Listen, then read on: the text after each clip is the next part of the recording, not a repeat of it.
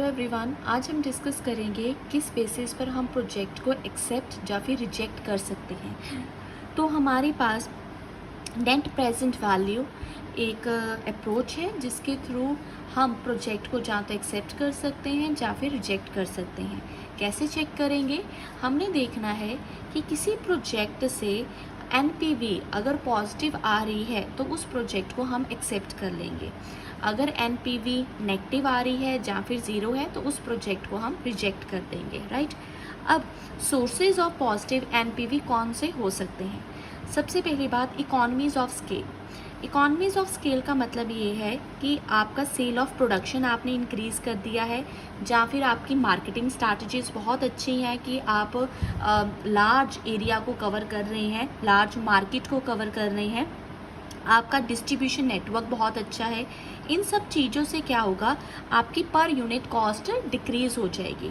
अगर आपकी per unit cost आप डिक्रीज़ कर सकते हैं तो उसका बेनिफिट ये रहेगा, आपको इकोनॉमीज ऑफ स्केल होगा, आप मार्केट में अपने पैर अच्छे से जमा पाएंगे और आपके जो कॉम्पिटिटर्स हैं वो आपसे वो एंटर ही नहीं कर पाएंगे मार्केट में, ठीक है। सो न्यू एंट्रेंस को आप बहुत ज़्यादा इन्वेस्टमेंट की रिक्वायरमेंट होगी, जिसके चलते हुए एक एंट्रेंस बैरियर लग जाएगा।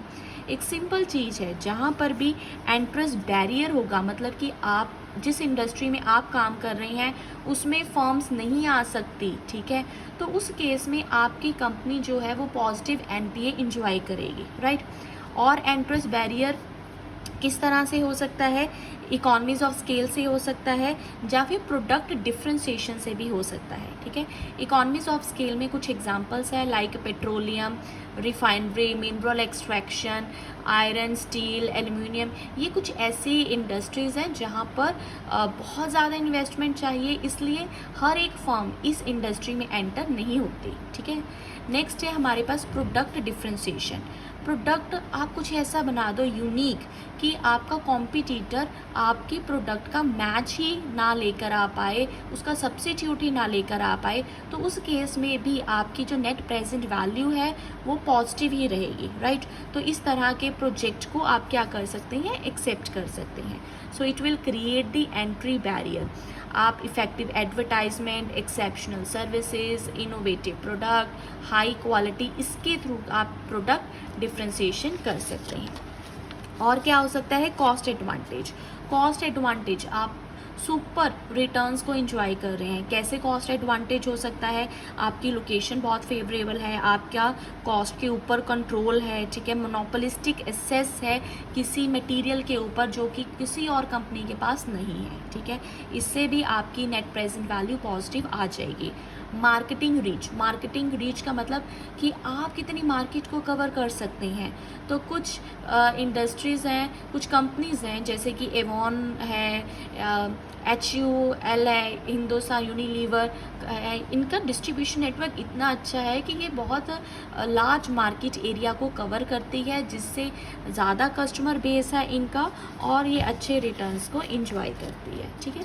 सो these are the few sources of the positive NPA. Next we have the technological edge. So आप इतनी अच्छी टेक्निक यूज़ कर रहे हैं, टेक्निकल स्ट्रेंथ है आपके कंपनी के पास, तो भी आप अपने कॉम्पिटिटर को बीट करके मार्केट में अच्छा रिटर्न अर्न कर सकते हैं। इसमें हम एग्जांपल लेते हैं बेल का, हीरो होंडा का एग्जांपल ले लो, तो they are having very good technique, right. Next is the government policy.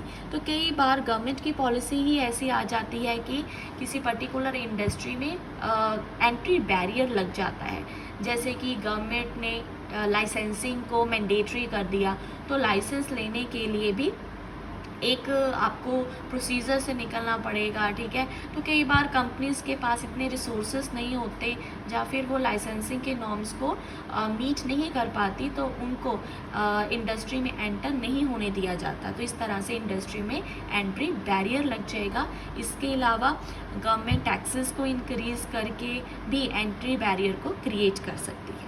I hope आपको ये वीडियो यूज़फुल लगेगी। अगर वीडियो अच्छी लगे then don't forget to subscribe my channel and like my video. Thank you everyone.